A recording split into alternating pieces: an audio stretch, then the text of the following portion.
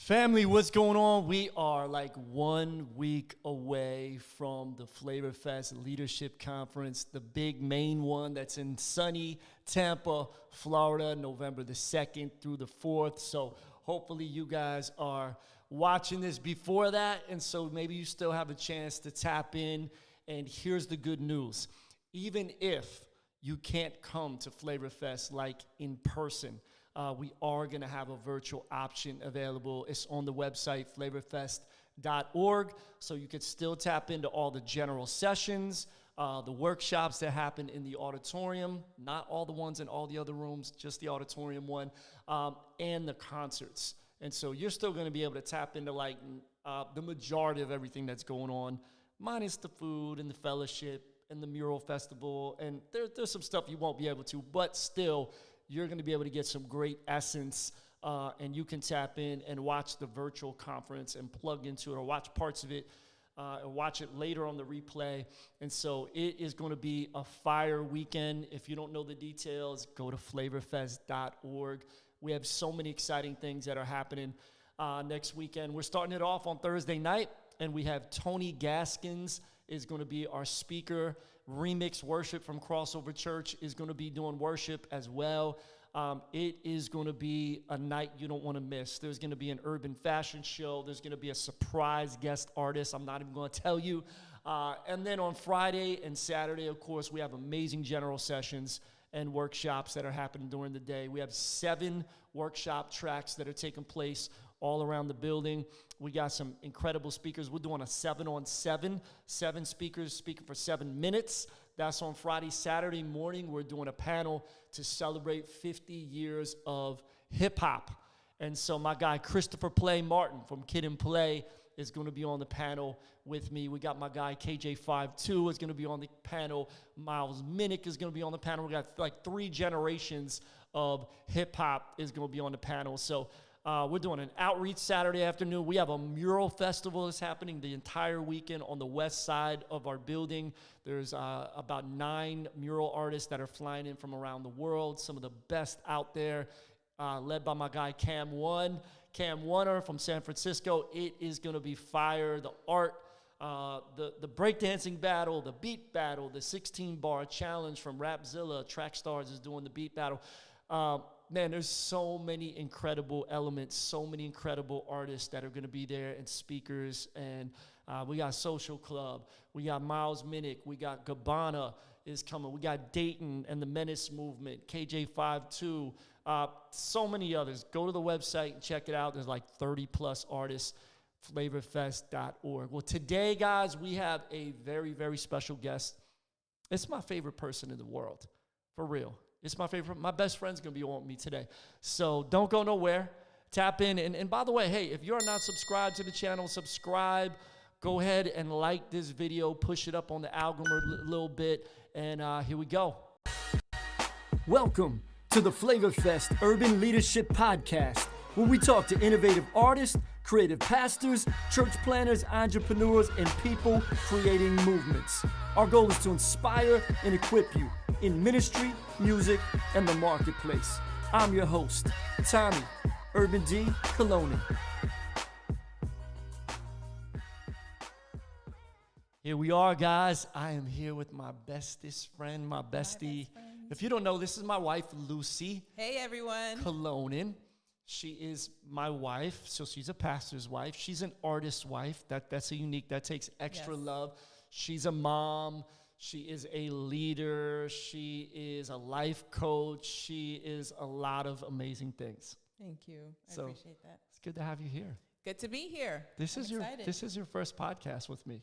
Right, and I wanted to know why did it take you so long to invite me? I don't know. I just, you were on the list. Okay. You were on the list. I just made the list. It's a long list, and it was just the right time. This is God's timing. 1 week before Flavor Fest 2023, the first year that we did a tour leading up to the main conference, and you're running the women's ministry track. I am. I'm so excited about that. We're doing something different this year as well, where On Saturday, it's a workshop panel and also lunch together. So we're going to stay in the room together. We're actually going to be in the gym. And then we have some guest but y'all are calling it a brunch, aren't you? Yeah, we're calling it a brunch. Because it just sounds more bougie, It more, does. you know. It just sounds better. And I'm excited because I got a chocolate fountain just for the ladies. Oh, can I sneak in and just get a little Just for dip? the ladies. Okay. Just for the ladies. All right. So. So, and who's some of the workshop speakers and the panelists? Yeah, so I have C.H.O.S.E.N. She's coming. I have Pastor Annette Vasquez. She's from New York. And then Christina Bridgewater. Oh, cool. Cool. So, ladies, you definitely want to tap in. They had an amazing brunch, lunch last year. They were at the Jerk Hut, but it got too packed over there. So, there's going to be much more room for them to have it in the gym at Crossover.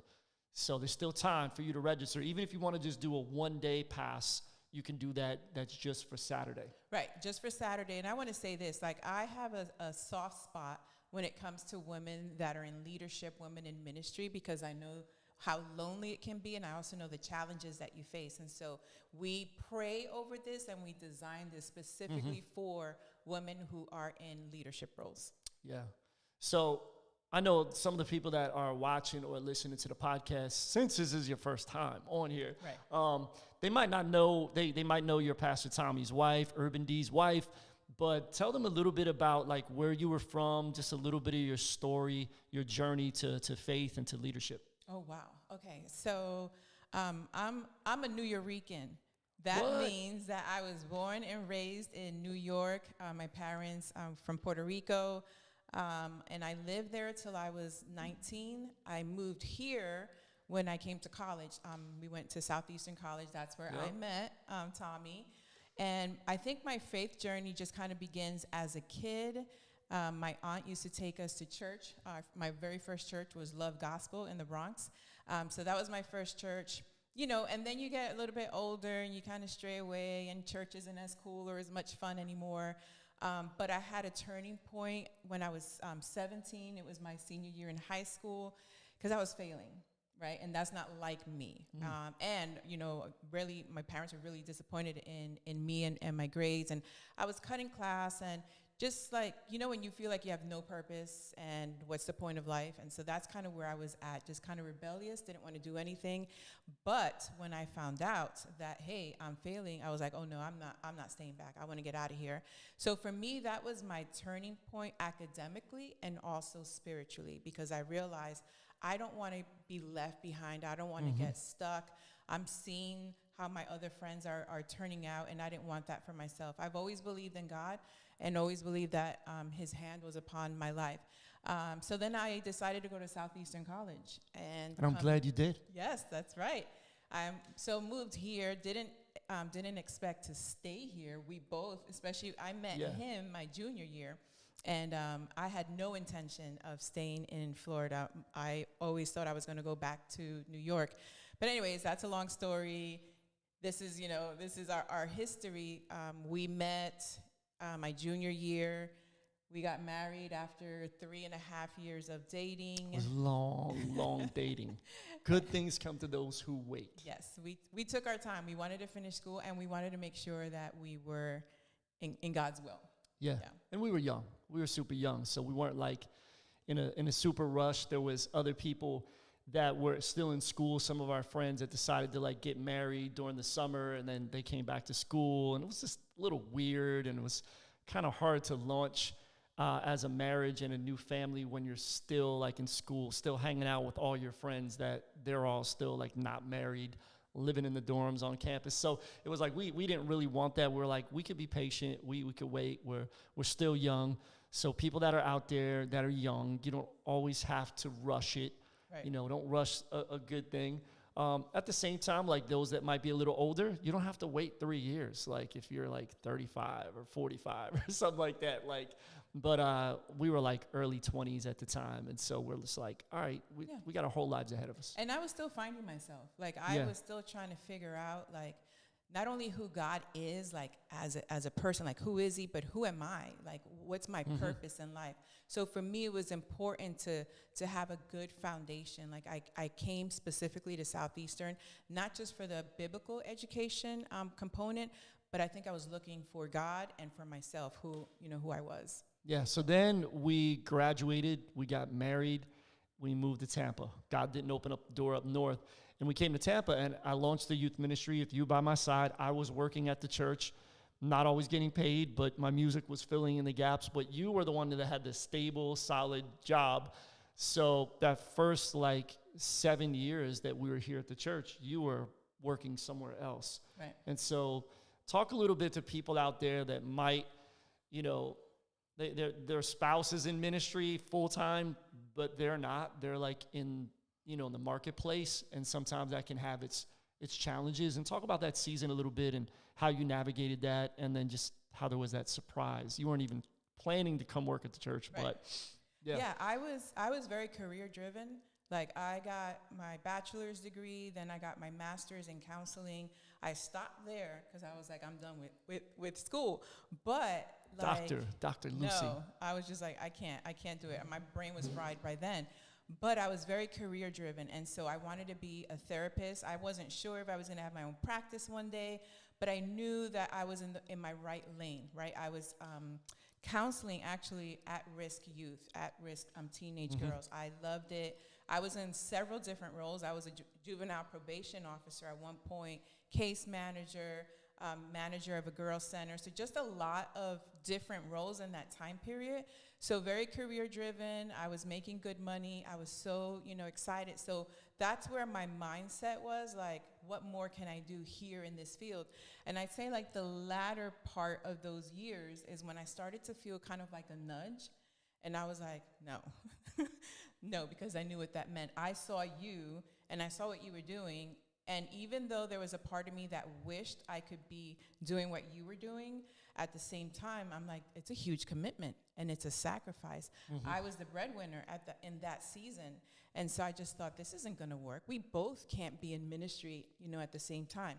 So for me, it was more denial is what I was dealing with, and as much as the thought was nice, like being in ministry together, it was like, no, I'm not doing that. I'm in my lane, right now. And it took some nudging, and I don't know if you remember, but it took someone who you were having a meeting with, and he said that he wanted me to meet with you guys as well. It was somebody from the American Bible Society. And we had this meeting, and I was just like, why? Why do I Was that Tom? I think so. Tom Trageser. Shout out to him. Yes. So I was just like, why? Little did he know that the night before, I was actually online just looking for opportunities when it comes to, job opportunities. So he called us both in, and he was just talking life to both of us, and just saying that our ministry is growing because of us together, because we were working together. We had a great marriage, and he was just saying all this, and I thought to myself, wow, like I think this is it. I think this is what God is calling me, to do. So it was a huge step of faith. So you transitioned from, as I did, I was youth pastor, then became pastor, lead pastor. I wasn't ready to be called senior pastor. I'm still not. I'm lead pastor. I'm still young, trying to be young. Anyways, so, but you became now you're the pastor's wife, or some people would say the first lady. Right. So talk about that transition of roles as well. I think what I remember, first of all, is it was hard, right? Because I went from, again, here's pride talking, career. I had my title. Then I get to go into ministry, and we're working side by side, and now I'm Pastor Tommy's wife, right? It's not Lucy, it's Pastor Tommy's wife. And so for a while there, it bothered me, because I'm like, I have a name too. This is my name. But a lot of that was because I still wasn't secure in my identity and in what my role was at the church. I was still trying to navigate what ministry is, who I'm supposed to be in ministry, and now pastor's wife, what's this role? So I was transitioning into that. So it was a challenge in the beginning. Now it doesn't bother me. When people are like, oh, that's Pastor Tommy's, a wife. It doesn't bother me because I know who I am. I know who God created me to be. I know what my role is, and I just focus more on that. But it definitely was a challenge because ministry is not for the faint of heart. Yeah. Absolutely not. It's huge. Yeah, so then I was still the youth pastor as I became the lead pastor for like the first 3 years. So we were still like all in with the youth ministry every Thursday night with hundreds of teenagers and young adults coming. And then finally we got somebody to take that role and then was really able to focus on the adults. And by that time we were doing 3 services on Sundays. So there was a lot of adults at the church by then. I was like, man, I can't keep doing both. And we had a great team. Mm-hmm. We had about 20 leaders that were part of the youth ministry, but I needed to let that baby go. And so then as we let that go, you were no longer like a youth leader anymore. I was still going for a while, just to kind of help and be around and speak once in a while. But you were like, pretty much were like, all right, I'm not in youth ministry. I'm going to focus on other stuff. And then you launched the women's ministry. Right. So, and the women's ministry has been very successful, one of the most solid ministries at the church over many years now. You guys have celebrated 15? 16. This is year 16. So, to ladies that are out there that are watching this, that are trying to, launch some kind of ministry in their church that is for women, what's some advice that you would give them? And maybe some of the stuff that you've processed through over the last 16 years? Loaded question there. Cliche here, right? Like, you really want to seek God? Because, again, it's still ministry. I believe that it's a calling, put it that way. I don't believe it's just a job. It's not a 9-to-5 job. This is a calling. It's ministry, and it's not like you can, punch in, clock out. We're talking about souls. At the end of the day, it's women and their souls, and of course, just a lot of the barriers that we deal with. But I think for me, it was making sure that I had a team around me. I've always been a team player, and for me, it was important to have people around me that have the same passion and the same calling to minister and to pour into women's lives. And I'd say in the last 16 years, it never gets old because we go through so many different seasons. Yeah. There's always something new. So for me, I just keep it exciting. I try to figure out what are the needs in this season, what are the needs this year.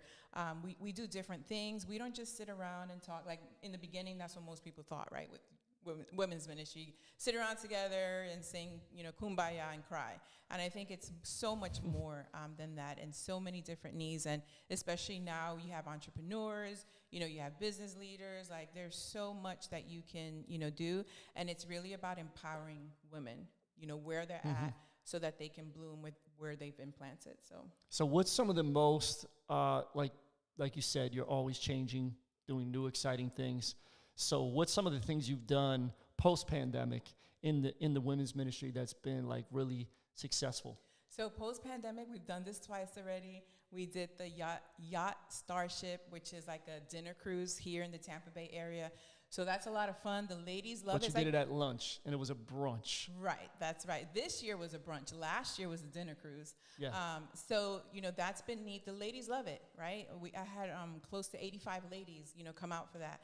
So ladies love it. Just a time of fellowship, but also, we have a time of sharing, and I think that's key. I had some of the other ladies, share about some of the stuff that we've done throughout the year. So that was one thing. The other thing, same concept, but the Power Brunch has been really effective. I did a women's summit earlier this year in June, so that was like an all-day. It was called Rebranding University. Yep. Rebranding University, because that's been our theme at Crossover for 2023. Yeah. And so talk about some of the things you did at the Rebranding University, what some of the workshops and topics and stuff were. So again, I had some guest speakers come out, so that's been big for me the past couple of years, is really stepping out of my comfort zone and networking with other women and going to other events as well. But I had Dr. Virdra Jackson. She was here, and she was our keynote speaker. Shout out to Dr. V. Amen, that's right. I had Sandra Coates. That's where I met her. She was a friend of Dr. Virdra, and I had Crystal Mance as well. So it was Rebranding University. It was, we did workshops on rebranding your mental health, rebranding your beauty from the inside out, and rebranding relationships. Those are three key areas that we felt like were specific to the needs of women in this season, like you mentioned, post-pandemic. Yeah, that's good. That's good. So what are you most excited about, like, next for women's ministry? I know Flavor Fest is next. That's the next big thing you guys are doing. But what's like a peek, a little glimpse into the future and 2024 and beyond? So I do have big dreams, right? And we can't stop dreaming. I mean, I would love to continue to create more content for women, free resources for women, which means then that I need more leaders and more people that have that, that calling.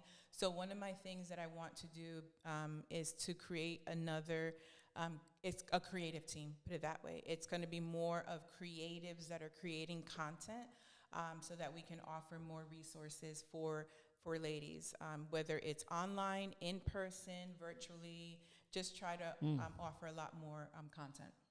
That's good. And so where can people follow all the C.H.O.S.E.N stuff? So C.H.O.S.E.N is at C.H.O.S.E.N 813. All right. So let's move on from like the church ministry to like even the personal stuff that you've been doing, because get personal now. Yeah, huh? we don't get personal. I like to get personal with you. Because the title of this actual podcast on the graphic says helping you reach your goals. And so that's something that you've been helping people do all along. I have as well as leaders, as pastors, right? But you actually, in the last couple of years, you got your counseling degrees and all that stuff. So you've got a lot of training, but you became, on top of that, a certified life coach. Yes. And to really help people find what their goals are, what their purpose, what their God-given thing is, and to move towards it. And I remember that journey started when you did it yourself a couple years ago, because you were here at the church and you just felt like, okay, I feel like there's some new things in this next season that's coming up. God has me to reach more people in different ways. And I'm still here, but there's more. And I got to figure out what that looks like. And you went to a life coach for about a year that kind of helped map out, what your life experience was, what your passions, preferences were, and the roadmap to what God had in the next season. So talk a little bit about that, and then how that morphed into then, like, you're like, I'm going to help other people do this. Yeah. So first, if I'm going to be honest, it's not like I sought out a life coach. The life coach came to me. So I was at a women's event, and she had a clipboard there, and she said, sign up for a free consultation, free 1 hour session. And I didn't want to, right? Because in my mind, again, I'm just like, I already have my degree. I don't really need this, right? Yeah. But I was with my friends, and they were like, no, put your name. And I had somebody that was her coach, and she was like, you're not going to regret it. So I was like, okay. So I put my name down, and then I was hoping that she wouldn't call, and she did. She called me within a couple of days, and so I was just like, okay. And I remember telling you, like, I'm going to go, but, I don't really think much of it. So I went and came back, and I was like, Tommy, I got to do this. Like, it was unbelievable. In just like 60 minutes, realizing, like, I can't do this on my own. I need a partner there, with me. So that's really how that, started. I will say this, coaching and counseling are two different things. Yeah. So I have a counseling background. And so counseling is when you are meeting with someone because their past won't let them move forward, right? There's things from the past that they've dealt with, whether it's trauma, abuse, physically, emotionally. There's stuff from the past, and they're still in the past, right? So that's more the counseling therapy part. Coaching, what I realized was there's people right now, they're functioning, right? They are moving through life, but maybe they feel stuck. And they know that they're here, but they want to get there. And so they need help getting there, just like I did.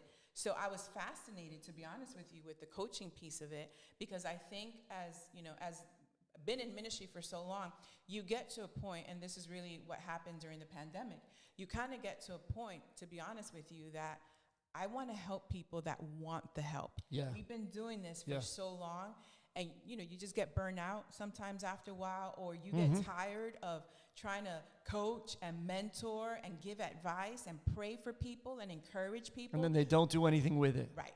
And then they come back to you again. Right. And they're like, hey, I'm going through this. Did you do the stuff we talked about when we Right. met the Come on. 4 other times for Yeah. hours?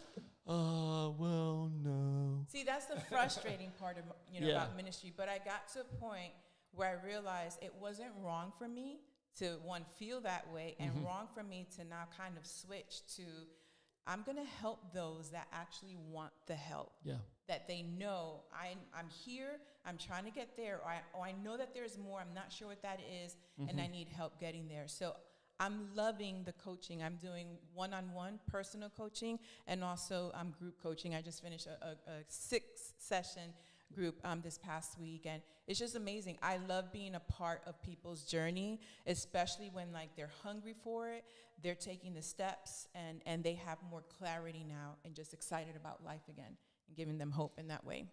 So that's awesome. So if you were to coach somebody out there right now and you sat down with them, like maybe what's some of the first things you would ask them or talk to them about to get started, for them to start thinking, okay, this is where I'm at, this is where I'm trying to figure out where to go? Yeah. So the good thing with coaching is that really you're listening and asking questions.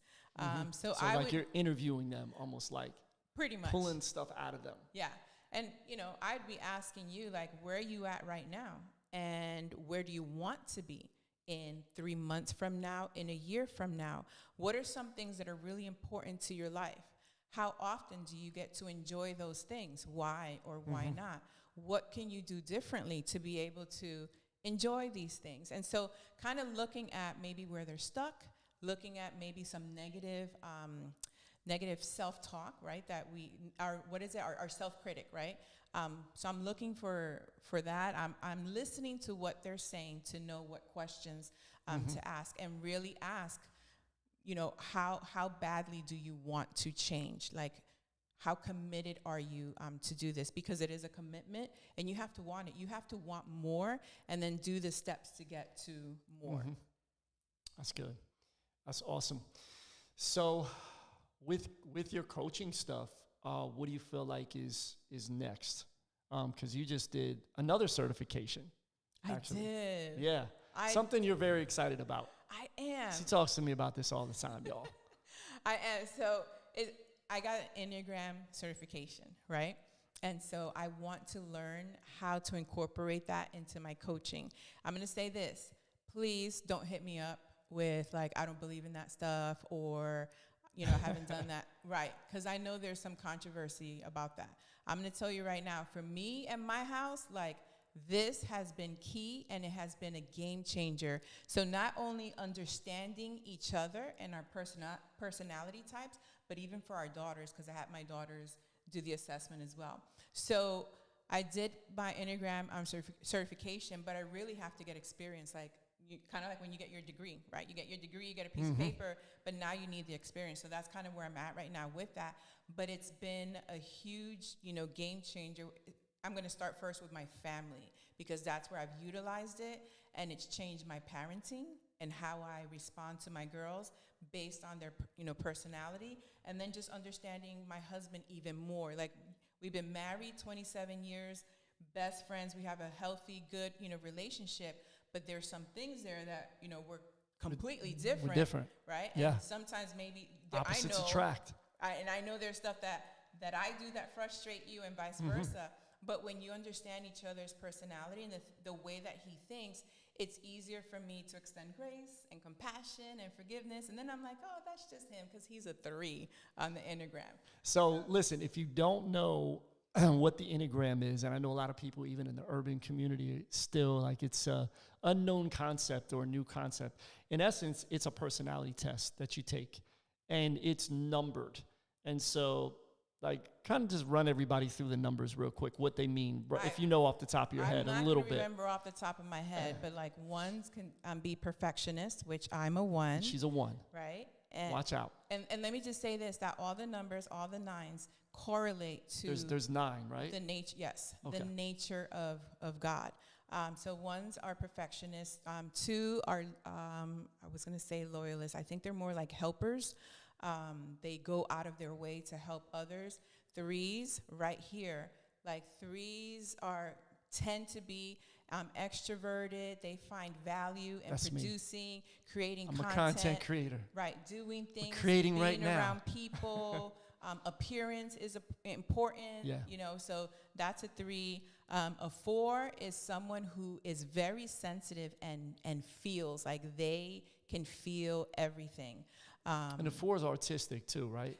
Yes, artistic, they can yeah. actually be very artistic, and they I want lean, to stand out. I'm a three that leans a little bit to a four. A That's the three-wing artist four. side. That's the what you artist would, side. call You it. have like a wing. So you have a Mhm. main one and then like a secondary one. Right.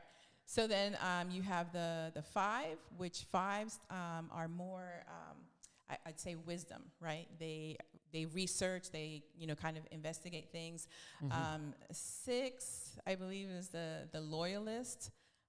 Seven is enthusiast, I believe, and that's the person that they love to have fun. Everything for them is about having fun and experiencing life for themselves.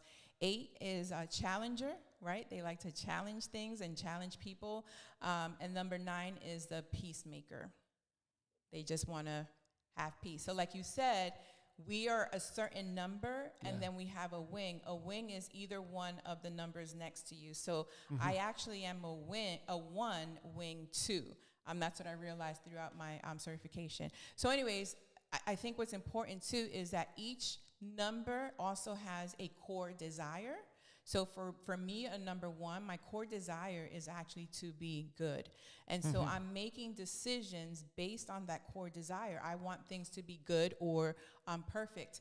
And it correlates with God's goodness. I'm always looking and searching for my heart. For my heart is for God's goodness in my life. And then a core fear is not being good enough. And I struggled with that all my life. So when you get to know your core desires, your core fears, again, some of your patterns and behaviors, then I'm able to focus on healthier habits and healthier patterns in my life and be aware of the ones that aren't as healthy and maybe toxic, for me, because I can be an unhealthy one or I can be a healthy one. Yeah, because there's strengths and weaknesses to each one. Right. Right. So anyways, there's so much more in there to unpack, but it's been very helpful. But I also love the fact to realize how God created each and every one of us with our flaws, with our differences, our strengths and our weaknesses, and he still loves us. Like he knows every detail about us, and there's a reason why you have certain flaws or weaknesses. They were put there for a reason, believe it or not. So it's been amazing. I love the journey. And I've been hearing about the Enneagram for several years now, especially through some different podcasts and stuff that I listen to, some different, it's kind of been out there in the general public business world, all that kind of stuff for a little minute. I know in the urban community, it's been slower for it to catch on. I ask people about it sometimes. They're like, what's that? But there's lots of personality tests out there. Like we've done strength finders with our staff many times over the years. We did it with leaders in our church. If you're not familiar with strength finders, it's another great tool. They got Myers-Briggs. They got all these different things. And it's important to know what your personality type is and what others are that are working around you. And one of the things is that a lot of times we can always want to focus on our weaknesses. Oh, I got to get better at this one area. And what I've learned is I've done a lot of these personality tests, especially strength finders. It would teach you, don't always focus on your weaknesses, but move in your strengths and build on that. And so if I'm not so much wired to do like administrative stuff, that's okay. Right. Do the stuff I'm wired for, and then find somebody on your team that likes to do that stuff and brings them life, and get them to do it. So then they're soaring in what they love to do. You're soaring now and have more time to do the things that God has really created you to do. And so even with like the Enneagram, to be able to find, the personality, we want people to function in their sweet spot at the end of the day. And so my wife loves me so much that she bought me a 60-day devotional that was specifically for threes. And I remember reading that thing, and it was eye-opening because a lot of it showed some things that I can be really good at, and I'm like, oh yeah, okay, yeah, yup, that's how I am, that's how I think. All right, yeah, okay, awesome, yeah, that's a superpower I have. But then there was also stuff in there that was warning when I'm unhealthy. There's those things about my personality. It's the stuff that you don't talk about. Yeah, that it can start to go sideways a little bit. And it was like, ooh, it was like checking me a little bit. Yeah. Oh, do I do that? Do I sound like that? Do I say that? Do I think like that too much sometimes? Ooh, I gotta be careful about that. I gotta keep that in check.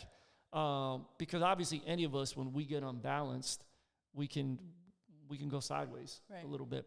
And I know that. I live with somebody that's amazing a lot of the times, but sometimes whoa. Oh, I know. But you know what? The longer you are married, if you're in a healthy, balanced, relationship with God and with each other, it does get sweeter. It does. It does get sweeter. It does get better. So 27 years together, and we just had a date anniversary recently. Our date anniversary was 31 years of dating. I know some of y'all are like, wait a minute, how old are you guys? Like, oh, here we go. Older than you think. Anyways, so what's been some of the things, let's talk about marriage. We can kind of land the plane with that, talk about that for a few minutes because, most people don't see us talking together on a podcast all the time. We did do the message together on Sunday. We did. That was great. We tag team together sometimes. That was fun. But if people would say, Lucy, what is your secret for still being married 27 years and that you're actually happy? Because we all know some people that are still together, but they're just together because of the kids or because it's financially, it's more viable, or they just don't know what else they would do, but they're miserable at the end of the day. And so we don't want anybody to be married a long time and be miserable a long time. That's horrible. We want you to be married and there to be joy in your relationship. So what's been some of the secrets for you to have joy in our relationship and have peace and all that good stuff? Well, I'd say the good thing is, one, that Tommy and I we learn from other people's mistakes. Like, we're pretty observant, and we've had friends and, other couples that we've met with, and we see some of the unhealthiness in there, and we're like, okay, we don't want that, for us. So that's one thing that I'd say that we're both, good at. I think the second thing is, again, it's been 27 years married, but we actually went through premarital counseling. And to this day, I still remember the advice that was given to us. Again, going back to advice, and some people who don't take the advice, okay, I'm a little sour about that. But so some of the advice was, don't hit below the belt. Remember that, right? So when we do have an argument or a fight, which again is like, it doesn't happen like it used to. No, it's like once every year, right? Now or two, And it's back in the day, it was like every week. In the first couple years, like we're still navigating, getting to know each other, working through the personalities. A lot of that was me. I'll be honest with you. This is on video. Did you guys hear that? It is. Right there. This is on video. I didn't say all of it. I'm easy to get along with. I didn't say all of it. Okay. So don't get too excited there. I'm gonna take that clip right there, put it on social media. Anyways, go ahead. Wow. Okay. But I was just gonna say, like, taking on advice like that. So there was, there's no name calling. Now, really, we disagree on stuff. We don't have to yell at each other. We don't, argue like that, or We don't disagree on that much. It's not like a big mountain of stuff. No, but like when you turn off the lights when I'm still in the kitchen, or just things like that, leaving your shoes all over the floor, right? Stuff like that. But I think a lot of it is, one, it's got to be the shoes. We're married, but we never stop being friends. And I think that's huge in a relationship, is that we remained friends. We're still friends, best friends. We dated each other. We still went out on dates before we had kids, when we had kids, and even, now it's gotten easier, right? Because our kids are older. They're big. They can stay at home alone. They got their own car. They can, go and do what they need to do. We don't have to be Uber drivers anymore. Right.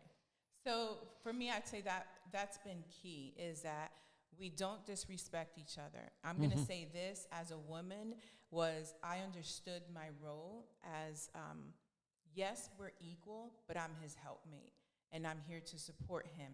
And it's never been a competition. It's never been me feeling inferior. It's always been we're doing this together as a team. You've always been supportive of me as a person and me growing as well, so that's helped.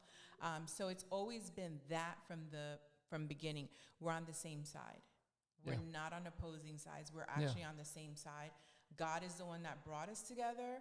God has us in ministry together, and so we've been doing things together like that because we know that we have a creator and he's the one that called us to this.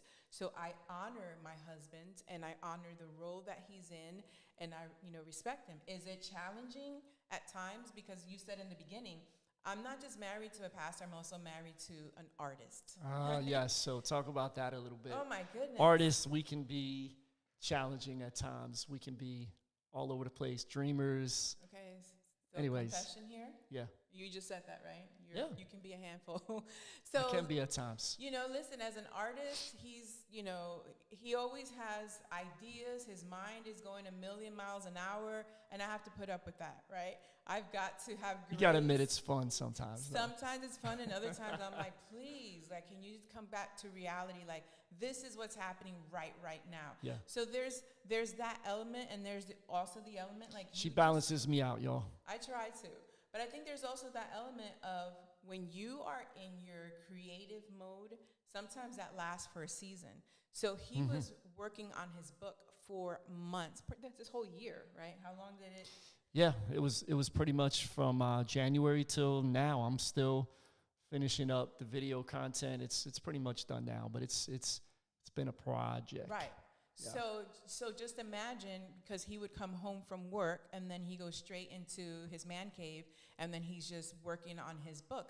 Now, my office, not a man cave with a big screen where I got a couch and I'm playing video games. No, this is like I'm going back to work. Maybe we should call it production suite or something like that. Yeah, it's not a man cave. Right, but man caves are much cooler. It was like it was intense. So this past year, I've allowed him because I know that there's going to be fruit that's going to come out, from this. And I also know that this is his passion. He loves creating content. He loves writing. I'm a 3. Right. So for me, it was like, okay, for this season, I really don't have my husband 100%, put it that way. And I'm coming back, though, because I'm done now. Flavor Fest is over next week, and everything's created, and then boom. We've got some vacations lined up and some time away. So there's that rhythm, right? And that's how we operate and that's how we work. It's for a season. So I'm not mad at him for it because I know that this season is going to come to an end. It's just a season that we're in. And I'm not going to take that away from him because this is his gift. This is his passion and he loves doing it. But every once in a while, right?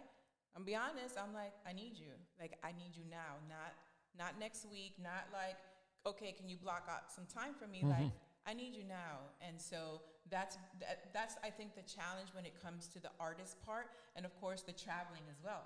I mean, you do a lot of traveling. So I have people that ask me all the time, like, how do you do it? Like your husband, being gone and so forth. And so I don't mind it as long as it's short trips. The short trips. And I try to only be gone maybe, 3 nights a month, maybe five nights a month at the most. And generally those are not even together. It's like one night here and then 2 nights over there, or one night. Like it's quick trips where I'll go and do ministry in and out. And I try to, be home as much as I can to be with my family, my girls, and just, to be still plugged into church. But a lot of times when I travel, I get a lot of work done. I really do. So it's not like I'm going on a vacation. I mean, I get fueled by it. Actually, I'm a little weird. Not if I do it too much, but if I do it once or twice a month and it fuels me, gives me energy, and I always catch up with all my emails on the plane. Yep, you do. Because I never get the Wi-Fi package, and so there's no distractions, and I'm just tackling my email. You're a good napper on the plane, and too. then I take a nap. Absolutely. It's just the plane. It's just... Yeah. sound just makes me feel like I'm in my mother's womb. It's just boom. Anyways, but I think one of the big things with us too is we've found a good rhythm these last, like, I'd say, like, 15 plus years. First 10 years we were still figuring it out. It wasn't terrible, but it was ups and downs. We were trying to figure it out. We were young, but once you find that rhythm, and I think one of the biggest things I'll say too is there's always been trust. And trust has never been broken in the sense of, like, I felt like, wait a minute, you're always lying to me now.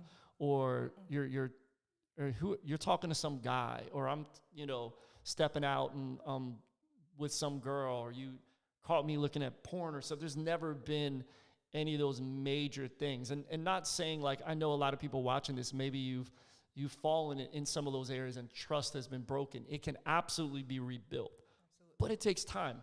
But at the same time, I think that's been one of the things that's helped us be so successful and find a good rhythm, is because we've always kept that trust factor. There hasn't been, any big, like, major hiccup to be like, oh my gosh, like, I feel like I don't even know who you are right now. Or we've never hid stuff from each other, and that is so important. And like our bank account is together. We have a joint several account. Joint accounts. Yeah. And we do have some business stuff that we have. We have a couple of businesses that we have, but what all his that is mine, and what's mine is mine. It's not like, hey, like we counsel so many couples over the years that'll be like, yeah, she takes care of that bill, I do this bill, and but she's like 3 months behind on that bill, and she's like borrowed money from me and didn't pay it back. That's crazy. I'm like, hold up, that's your wife. Right. And then she went shopping and she still owes me $2,000, and she came back with all this new stuff, and I'm like, what are you guys doing? Right. The two shall become one. That even is the bank accounts become one, and everything, and we share everything. What's mine is mine. What's hers is what's mine is hers. I said it earlier. Yeah. I was kidding. She said it. Yeah. I always joke with her and say, yeah, what's mine is yours, and what's yours is yours. Oh, we tease each other. But seriously, you have to get to that point to where you look at it, and this is a joint partnership. Right. You're on the same team. And you got to plan vision and goals that are ahead of your life, that are, for forever, and then for legacy of what you want to leave someday when you pass. Like, what are the things you want to leave behind? And we want to leave a legacy for our kids. We want to create, generational wealth, and, for our kids' kids and all that stuff. Like the Bible even talks about that they can be secure, they can be blessed, they can be taken care of. There's a roadmap, obviously spiritually, of that, that inheritance. But then there's also some things that we can leave them, resources, because life is challenging and it's hard. Yes.